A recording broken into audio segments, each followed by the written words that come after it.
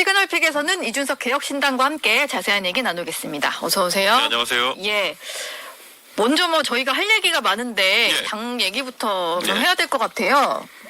이미 어제도 그렇고 직접 여기를 많이 설명을 해주셨습니다만 한번 저희 정치 시그널 시청자분들께도 네. 이제 보니까 허은하 대표와 약간 이제 의견이 다른 것 같은데 허은하 대표 같은 경우는 어제 기자회견을 열고 당 대표는 이준석 의원의 부하가 아니다, 상황 정치를 하고 있다 이런 지적을 했어요. 근데 구체적인 내용이 없잖아요. 예. 그러니까 이 내용의 그 얼개를 보면은 이준석이 당의 그 당대표랑 소통도 안 했다 이런 식으로 또 지적하는 내용도 있는데. 예. 소통도 안 했는데 상황을 할 수가 있습니까? 그러니까 저는 그 모순적인 내용들이 많기 때문에 아마 어제 기자들도 다 보고는 이게 기사화할 수 있는 내용도 없고 그냥 네. 그러다 보니까 좀 잠잠해지는 것 같습니다. 그거는. 예. 잠잠해지는 것 같으세요? 어제 이후로? 내용이 없으니까요. 예. 그리고 이제 당에 있는 당원들 같은 경우에도 어제 일로 이제 판단을 끝냈을 거라 봅니다. 어떤 상황인지. 예. 사실 이 일이 지금 처음 불거졌던 한 2달 정도 됐는데요. 그 2달 동안에 저는 결자 해지라는 말만 썼거든요. 어떤 잘못한 게 있으면 스스로 풀어내는 게 중요하다. 네. 이랬는데 거기다 넣고 이제 급발진해서 들이박은 거잖아요. 그러니까 어떤 상황인지 다 알 것 같습니다. 사람들이. 예. 상황 정치라는 표현이 사실 이제 이준석 의원이 그렇게 하려고 했다기보다는 네. 어떤 당의 리더십이 실제 대표인 허은하 대표보다는 이준석 의원 중심으로 좀 되어 있었던 게 아닌가 이런 생각은 좀 들었는데 실제로 좀 당 운영이 그렇게 되어 왔다라고 보세요? 이준석 의원 보시기에는? 그럼 그게 뭔지를 알아야 저도 이제 응대를 할 텐데 네. 지금 보면 이런 논리 구조거든요. 이준석은 한 말이 없다. 거기까지는 맞는 것 같은데 네. 그러니까 본인이 예를 들어 다른 당직자들 김철근 사무총장이나 이런 다른 당직자들과 일하면서 있었던 모든 갈등은 이준석이 뒤에 조종한 거다. 이런 식으로 생각하시는 것 같아요. 예. 근데 이렇게 가면 이제 이 부분은 사실이 아닌 부분을 이제 다뤄야 되는 거기 때문에 입증 책임이 이제 그쪽에 있는 건데 네. 이 망상의 영역으로 들어가면 이건 다룰 수가 없거든요.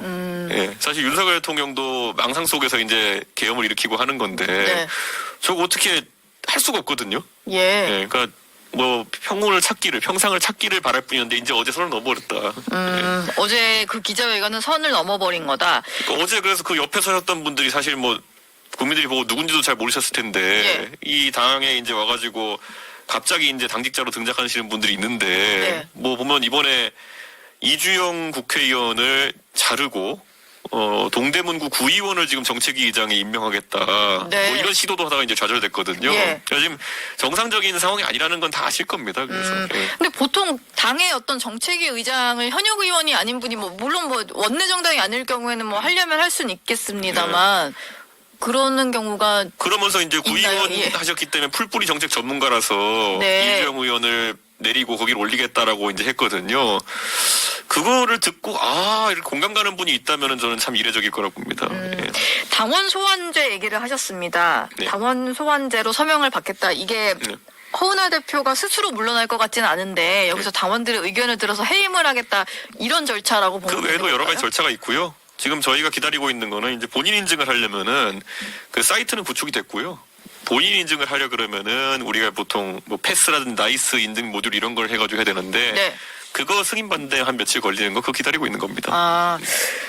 지금 사실 계엄 사태를 겪으면서 국민의힘 같은 경우는 조금 전에 나간 신지호 의원도 얘기를 했습니다만 이 계엄 사태 그리고 탄핵에 대한 명확한 입장 정리 없이 하다 보니까 일부 의원의 어떤 극우화 논란도 좀 있을 수 있고 이런 거잖아요. 근데 그러다 보니까 조금 대안 세력으로 개혁신당에 좀 관심을 갖는 젊은 보수층도 많이 있는 것 같은데 이런 와중에 좀 당내 갈등이 불거지니까 이게 조금 걱정스러운 것 같아요. 빨리 수습이 돼야 될 것 같다는 생각이 좀 들거든요. 저는 무조건 이불로 덮고 가는 걸 수습이라고 보지 않기 때문에 예. 예전에 윤석열 대통령이랑 대선 치를 때도 아닌 건 아니라고 제가 해가지고 정리하고 가자 주의자거든요. 예. 그때 이제 저한테 아니 왜 이거 조용조용 하지 왜 윤석열 대통령이랑 이렇게 그냥 갈등이 생기느냐. 그렇게 가지 왜. 근데 그거 아니었으면 졌을 거고요. 네. 지금 와서 이제 한 2년 3년 뒤에 보니까 이준석이 그때 옳았구나라는 걸 얘기하는 분들이 많아지잖아요. 네. 저는 그렇게 이렇게 좋은 게 좋은 거지 하고 넘어가는 게 좋은 정치는 아니다. 저는 그렇게 생각하고요.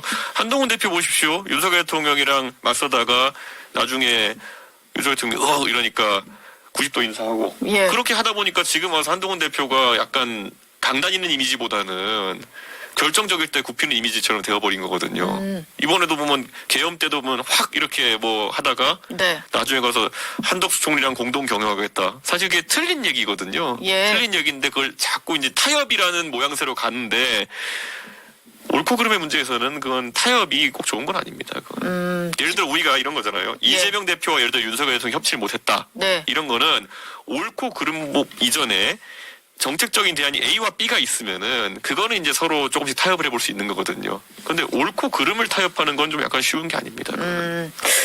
알겠습니다. 어쨌든 이게 그 짚고 넘어가야 되는 문제니까 네. 그게 좀 빨리 진행이 됐으면 하는 바람이 네. 좀 있네요.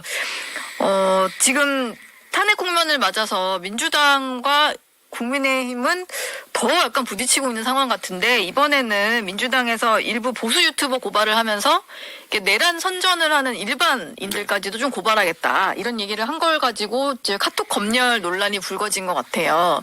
이준석 의원이 보시기에는 민주당의 그런 발상에 대해서는 좀 어떻게 평가를 하세요? 그러니까 우리가 검열이라고 하면 사전 검열을 해야 되는 거나 아니면은 전산망에 직접 들어가가지고 그걸 검열하면 이제 아주 심각한 문제거든요. 예. 근데 예를 들어서 어떤 공간이든지 누가 올린 걸 신고해서 수사하겠다는 사실 검열은 아니거든요. 네. 근데 법리를 굉장히 넓게 적용하겠다는 겁니다. 이건 굉장히 큰 문제라 봐요. 예. 뭐냐면 결국에는 우리가 예전에 박근혜 정부 때도 종북 논란 있었을 때 네. 그때 신나가지고 이제 여당 측에서 아무나 내놓고 종북이라 막 그랬어요. 조금만 본인들의 생각과 통일에 대한 관점이 다르면은 너 종북이지. 예. 그다음에 그 종북이 되게 심각한 단어거든요. 그렇죠. 종북이 거의 뭐 반역죄 비슷한 거거든요. 예. 근데 아무나 종북 만들어 버려가지고 막 저랑 같이 방송 출연하던 김갑수 선생님이 나는 종북이다 본인이 막 그러고 다닐 정도였어요. 예. 치와와되니까. 아, 그때 그랬군요. 예, 그러니까 네. 그 정도가 되니까 예. 종북이라는 개념이 오히려 무의미해진 것처럼 아무한테나 아니 국민들이 뭐 자신과 공감 가는 인터넷 게시글 같은 것도 유포할 수 있고 한 거지. 그 콘텐츠를 만든 사람들 정도는 내란 선동에 참여했다 볼 수 있지만 단순 유포하는 거 정도를 이제 내란 선동을 잡기 시작하면은 네. 글쎄요, 그거는 되게 위험한 거거든요. 그쵸. 그러니까 저는 민주당에서 좀 이성을 찾아야 되는데 네. 거기에 대해서 지금 저는 초기에 그래서 범야권 이렇게 모일 때 제가 항상 얘기했던 게 200석을 넘겨야지 탄핵이든 아니면 특검이든 통과인데 국민의힘 의원들한테 이 본회의장에서 계속 소리 지르면서 내란 공범 이런 거 하지 말자고 했었거든요. 네. 예. 그래서 그렇게 몰아가지고 그럼 200석 어떻게 되겠느냐. 근데 그런 것 때문에 오히려 절차가 지연되는 거고 저는 이재명 대표가 이끄는 리더십에서 조급증이 자꾸 보이는 게 네. 민주당에 굉장히 치명적이다 이런 생각합니다. 이것 역시 조급증 때문에 벌어진 일이다. 그렇죠. 지금 뭐 뭔가 이것 때문에 결집하는 것 같으니까 그 결집을 깨려고 그런 거예요. 대한민국 정치의 예. 두 구심점이 하나는 윤석열 대통령을 중심으로 한 세력이고 하나는 이재명 대표를 중심으로 한 세력인데 문재인 두 분 다 날받아 놓은 사람들이거든요. 네. 날받아 놓은 사람 둘이 이제 서로 자기들끼리 이러고 있으니까 몇 년간 대한민국 정치가 이 모양이었던 거고 저는 둘 다 날받아 놓은 거는 하늘의 운명에 맡기고 예. 좀 평상심을 찾았으면 좋겠다는 생각입니다. 네.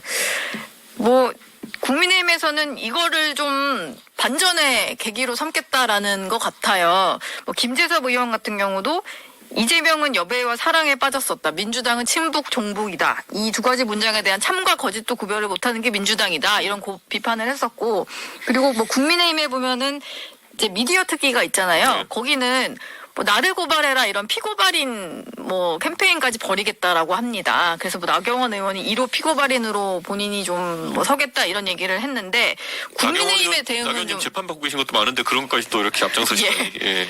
1호 피고발인이 되겠다고 하시는데 예. 국민의힘 대응은 좀 어떻게 보셨어요? 글쎄요. 저는 지금 상황에서 네. 이거 결국 지금 확인되고 있는 민심이라고 하는 것은 이렇게 치열해진 건 뭐냐면 윤석열 대통령 탄핵이 기정사실화됐기 때문이에요. 예전에 박근혜 대통령이 예를 들어 탄핵 심판 받고 있을 때는 그때 이제 사실 저는 탄핵 찬성이었지만은 긴가민가 했어요. 왜냐하면 그때 윤모 씨와 한모 씨 두 분 검사가 네. 사실 공동지감론 경제 공동체라는 새로운 법리를 창시한 거거든요. 예. 근데 그분들이 해놓은 법리대로 과연 탄핵과 그다음에 형사재판이 이루어질지 확신이 없었거든요. 근데 지금 이거는 그 내란죄에 해당하는 부분 또는 여기에 따른 탄핵이라고 하는 거는 거의 된다고 생각하는 거예요. 그러니까 지금 윤석열 대통령에 대한 분노나 이런 거로 정치판이 짜인 게 아니라요. 네. 이미 시그선이 그 다음으로 넘어간 거예요. 예. 근데 지금 봤을 때 한쪽은 극우화되고 있고 한쪽은 지금 이재명 대표는 날 받아놓고 지금 저런 식으로 조급해가지고 움직이고 있고. 네. 그러니까 이 정치적 상황 자체가 비현실적인 겁니다, 지금. 이게 조급증에서 나온 건지는 모르겠는데 이준석 의원께 이것도 좀 여쭤볼게요. 네. 지금 내란 특검법을 재발의를 해서 민주당은 뭐 이르면 내일 아니면 네. 16일에는 처리를 하겠다는 거잖아요. 국민의힘도 지난번에 이탈표가 2명만 더 이탈했으면 이제 통과가 네. 되는 상황이었다 보니까 자체적으로 좀 수정을 만들겠다는 것 같아요. 근데 이 와중에 민주당이 외환죄를 추가한 걸 두고 좀 논란이거든요. 뭐 거기 보면은 이제 북한을 외국이라고 볼 수 있냐는 논란도 있을 테고 대북 전단 살포나 대북 확성기 방송을 좀 재개한 부분은 북한의 어떤 요인이 있는 건데 네. 그것까지 넣으니까 이게 안보를 믿고 맡길 수 있는 정당이냐 이런 얘기까지 좀 나오는 상황이거든요. 오늘 중앙일보 단독에 따르면은 예. 그 조항을 넣으라고 한 게 사실상 이재명 대표였다라는 예. 식의 보도가 있었거든요. 그게 사실이라면 또다시 조급증의 한 단면을 보여주는 거다. 네. 원래 특검은 박근혜 대통령 특검도 그렇고 지금 뭐 특검 무수히 올라와 있지만은 거의 비슷해요. 1번, 2번, 3번, 4번 한 10가지 넣고 여기에 대한 수사 그리고 11번은 뒤에 뭐가 나와 있냐면은 이 1번과 10번을 수사하면서 나온 인지된 건을 할 수 있다 이렇게 돼 있어요. 네. 그럼 사실 실제 그럼 외환에 준하는 게 있다고 생각한다 한들 안 써도 넣을 수 있는 거거든요. 하다 보면. 예. 근데 그거를 지금 굳이 넣겠다. 넣겠다는 거는 이재명 대표의 정치적 의도가 있었던 거죠. 여기 이거 수사하게 한 다음에 먼저 이미 시선이 대선으로 가 있었던 거예요. 네. 국민의힘은 아니면 보수 대한민국 보수 세력은 안보 그러지만 사실은 외환을 저지르려고 했던 세력이다라는 거를 마케팅하고 싶은 의도가 있었다고 예. 좀 봐요. 네. 그러니까 저는 그런 국민들은 지금 계엄 이후에 이게 빨리 명명백백히 수사를 통해서 뭐가 밝혀지길 바란 마음에서 내란 특검법을 지지하는 거지. 이재명 대표 어디 대선 때 마케팅용 하나 만들어 주려고 지금 이렇게 실랑이 하는 거 아니거든요. 네. 그래서 저는 그게 좀 마음이 앞서간 것 같다 이재명 대표가. 예. 그런데 제가 봤을 때는 민주당이 그 이제 사실 국민들이 바라보는 상황 속에서 계속 쟤 되게 나쁜 애야를 계속 이제 강압적인 분위기에서 하려고 하는 것 같거든요. 나쁜 애인 거 알아요 이미. 그런데 거기다 대고 계속 때리려고 하니까 오히려 반감이 좀 생기기 시작하는 거 아닌가. 네. 예. 그러면은 이준석 의원 보시기에는 굳이 외환죄 부분까지 넣을 필요는 없다. 내란 특검법에 그런 생각이세요? 저는 신속한 특검을 통해 가지고 진실이 밝혀지는 게 중요하지. 여기에 백화점식으로 뭐 넣는다고 해가지고 크게 달라지는 거 없어요. 마케팅용 하나만 추가될 뿐이지. 예. 예전에 박근혜 특검법 제가 최근에 찾아봤거든요. 네. 아까지만 1번부터 막 14번까지 막 이렇게 청구항이 있고요. 거기 15번이 이제 1에서 14까지 있던 거 할 수 있다 이렇게 돼 있거든요. 14번이 뭔지 혹시 기억나세요? 모르겠습니다. 무슨 뭐 삼성병원의 외상센터의 누구 취업 비리에 대한 수사가 14번이에요. 아, 그래요? 근데 그렇게까지 디테일하게 그 적어놓았군요. 결과 뭔지도 저 기억 안 나고요. 왜 예. 수사했지도 기억 안 나요. 그런 게 있었는지 저는 기억이 안 나네요. 그러니까 네. 지금 이게 저도 최근에 찾아보고 알게 된 거거든요. 네. 그런데 이런 식으로 좀 무의미한 거에 좀 시간 쓰지 않았으면 좋겠다 그런 생각입니다. 민주당은 확실히 뭔가 이렇게 빠르게 끝내고는 싶은데 그러다 보니까 이게 바깥에서 봤을 때는 너무 조급해 보이고 이게 이를테면 이제 똥볼을 차는 것 같다 뭐 이런 말까지 나올 정도인 것 같아서 특검법이 좀 어떻게 될지는 봐야 되겠는데요. 저희가 정당 지지도를 네. 하나 준비를 해봤는데 계엄 사태 이전으로 좀 돌아갔어요. 이제 국민의힘 지지율이 많이 올라왔고 민주당 지지율은 계엄 이후에는 거의 뭐 48%까지 올라갔다가 많이 떨어졌거든요. 저거를 보는 일반 국민들은 좀 혼란스럽기도 합니다. 이게 탄핵 국면에서 여당 지지율은 오르고 이걸 주도했던 제1야당 지지율은 떨어지는 상황을 겪다 보니까 이게 정치라는 게요. 언론 노출도가 확실히 영향이 있긴 있어요. 예. 그러니까 저 민주당이 올라갔을 시점은 뭐 김병주 의원, 박선원 의원 이런 분들이 매일매일 헤드라인을 장식하면서 뭐 어디서 가져온 정보인지 모르겠지만 공개하고 이럴 예. 때는 국민들이 민주당이 이걸 굉장히 그 내란에 대해 가지고 진실을 파헤치고 이런 쪽에 도움이 되는 방향으로 일을 하고 있구나라는 인식이 있었기 때문에 올라간 거고요. 근데 예. 그게 이제 빠지고 나니까 지금은 아까 말했던 것처럼 이재명 대표의 조급함밖에 남아있지 않다는 느낌이 또 오는 거죠. 그러니까 저는 이거는 좀 전술이 좀 잘못된 게 아닌가라는 생각을 합니다. 민주당의 전술이요. 그렇죠. 예. 내란 특검에 대해 내란 특검 이전에 제가 원래 저는 탄핵 직후에 어떤 얘기를 했냐면요. 이거 민주당 의원 일부가 이렇게 해가지고 뭐 자료 어디서 갖고 왔는지 모르겠지만은 흘리면서 자기 장사하는 것보다는 네. 국정조사를 차분하게 진행하자고 해가지고 거기서 여러 가지 정보가 오고 가는 게 맞다. 이렇게 얘기했는데 사실 민주당은 거기서 단독 욕심이 있었던 거죠. 예. 네. 그러다가 이제 본인들이 좀 이 국면을 주도하고 싶은, 그렇죠. 혼자서 하고 싶은. 그래서 국정조사에 이제 그 개혁신당 의원도 안 넣어주고 이렇게 하는 거죠. 예. 아, 그쵸. 안 들어가 있는 거죠. 용해인 의원 넣어줬을걸요 아마. 예. 본인들 입맛에 맞는 사람을 좀 넣어서 해보려고 하는. 그러니까 이 판은 단독판이 돼야 되는 거라고 생각했겠죠. 예. 그리고 그걸 한동안 이제 즐겼던 것이고요. 네. 근데 그게 좀 드러난다 이렇게 봐야 되겠군요. 네. 장래 정치 지도자 선호도 조사도 나왔어요. 이게 뭐 차기 대선 주자 조사입니다. 근데 이재명 대표 같은 경우는 32%로 뭐 제일 높기는 한데요.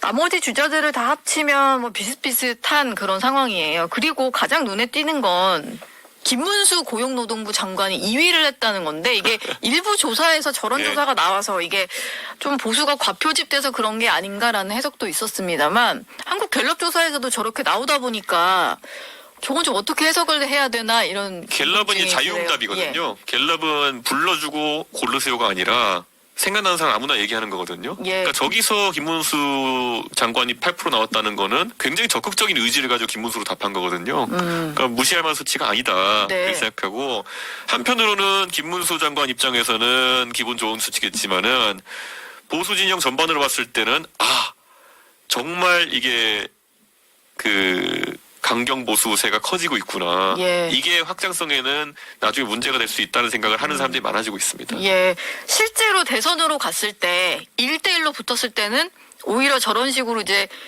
보수 강경 보수 쪽으로 붙어 있을 때는 좀 어려울 수 있다. 그러니까 사람은 본인이 기준점으로 나이를 판단하잖아요. 네. 저도 20대에 있을 때는 40대인 사람들이 어이구 나이 차이 많이 난다 이렇게 생각했는데 제가 이제 올해 40이 돼 보니까 왠지 20대는 너무 젊어 보이고 이런 게 사실 사람의 착시거든요. 네. 근데 지금 이제 51년생인가요, 김문수 장관님이? 예. 그러면은 51년생이 지금 70 몇 세입니까, 지금? 75세, 74세 정도 예. 되네요. 예. 그쯤 될 텐데, 이 정도가 대통령해도 괜찮아라고 생각하시는 분들이 보수의 지지세에 상당 부분 있다는 거 아닙니까? 네. 그럼 그분들의 연령대가 대충 추측이 되거든요. 예. 그러니까 그런 것처럼 저는 좀 이게 나중에 확장성 문제는 좀 있을 수 있다는 생각을 합니다. 근데 저걸 또 반대로 생각을 해보면 김문수 장관이 이번 비상계엄과 탄핵 국면에서 보여줬던 부분 있잖아요. 거기서는 조금 명확하게 본인 소신을 계속 지키는 행보를 하긴 했었습니다. 이게 비상계엄에 대해서도 딱히 뭐 사과할 문제가 아니라거나 뭐 이런 행보를 보이다 보니까 그게 좀 지지를 받고 있다는 생각은 드는데 저게 실제로 뭐 대선 출마까지 좀 이어질 수 있다 이렇게 보시나요? 제가 이제 김문수 장관과 가까이 지내는 분들이 얘기를 좀 들어보면은 양갈래로 있다고 얘기를 들었습니다. 예. 그래서 뭐 실제 나가셔야 됩니다 이런 분도 있고 이거는 잠깐 이렇게 특정한 상황 속에서 나오는 거다 이렇게 말리는 분도 있다고 했는데 저 상황이면 나오려고 하실 겁니다 제 생각에는. 나오려고. 네. 이준석 의원은 사실 저희가 저 그래픽이 담진 않았는데 5%보단 좀 낮게 나와서 네. 저희가 담진 않았습니다만 이준석 의원은 어떤가요? 뭐 계속 조사하면은 그 후보군 안에는 들어가시더라고요. 근데 어차피 선거는 건 구도가 짜인 다음부터 시작되는 거거든요. 예. 그래서 어차피 개혁신당에서 제가 출마하면은 저 국민의힘 후보 많은 분들 중에 한 분만 나올 거 아니겠습니까? 예. 그러다 보니까 그 구도가 정리되고 나면은 그 다음에 어떤 세팅이 시작되느냐가 굉장히 중요한 거고 저는 그래서 개혁신당의 뭐 일부 구성원 빼놓고 거의 95% 이상 구성원들은 지금 대선 준비에 들어간 상황입니다. 일부 구성원을 빼놓고 예. 그렇군요. 알겠습니다. 저희가 오전에 보니까 대통령이 SNS 글 하나 올린 게 있어서 그걸 하나 준비를 해왔는데 이준석 의원이 보셨는지는 모르겠어요. 봤습니다. 근데 아침에 올라온 글인데 미국 산불과 관련해서 좀 당부를 하는 메시지를 냈거든요. 예. 저런 글을 올린 속내? 뭐가 있을까요? 내용에 틀린 건 없으니까 뭐 비판하거나 이럴 건 아닌데요. 그렇죠. 그리고 아직은 뭐 대통령이니까요. 윤석열 대통령이 사실 본인이 복귀할 수 있다라고 이제 믿는 상황이라는 것 같아요. 네, 근데 좀 현실을 자각해야 되는 게 아닌가. 본인이 법률가라면은 네. 계엄을 이렇게 일으키고 나가지고 대통령이 복귀한다는 게 말이 되느냐. 예. 그것도 불법 계엄에다가 망상 계엄 아닙니까? 부정선거를 무슨 뭐 파헤치겠다는 이런 거. 저는 그거 자각이 돼야 되는데 뭐 윤석열 대통령 입장에서는 당연히 저렇게 긍정적으로 사고하는 게 당연하겠지만은 네. 저는 좀 안타깝습니다. 근데 지금 대통령 관저 주변의 어떤 움직임을 보면 실제로 많은 사람들이 모이고 있고 네. 갔을 때 정말 누가 봐도 극우라고 할 수 있을 만한 사람만 있느냐 뭐 그건 아닌 것 같고 일반 시민들 중에도 상당수가 좀 간다는 얘기도 저는 듣고 있어서 이게 정말 무시할 만한 정말 극우 성향만 가는 그런 목소리인지 요건 좀 다시 생각해봐야 되지 않을까 하는 것도 좀 들었거든요. 이 동아일보 건물 앞에서 예. 태극기 부대 시위할 때도 보면요. 네. 그 판을 벌린 거는 사실 좀 강경보수 성향이지만은 거기 참여하시는 분은 또 안 그런 분도 있었어요. 예. 근데 그게 그러면 나중에 갔을 때 5,500만 대한민국 사람들 속에서 아무리 포션이 커도 어느 정도겠느냐는 생각보다 크진 않거든요. 네. 그러니까 저는 그거 믿고 그때 자유한국당이란 당이 예. 아니면 황교안 대표가 그거 믿고 가다가 선거에서 결국에는 선거는 그 반땅 싸움이거든요. 예. 그런데 그렇게 작전을 짜서 아스팔트 이 전략 믿다가 그냥 화끈하게 졌잖아요. 그래서 저는 그런데 지금 그 한남동에 계신 분들 그 한 분 한 분의 정치적 그 의사 표현이 자유겠지만은 그게 뭔가 대한민국의 다수의 생각을 바꿀 정도인가? 라는 거는 그게 아마 실질적으로 그렇게 생각하는 정치인은 많지 않을 겁니다. 예. 마지막으로 이 얘기도 좀 여쭤봐야 네. 될 것 같은데요.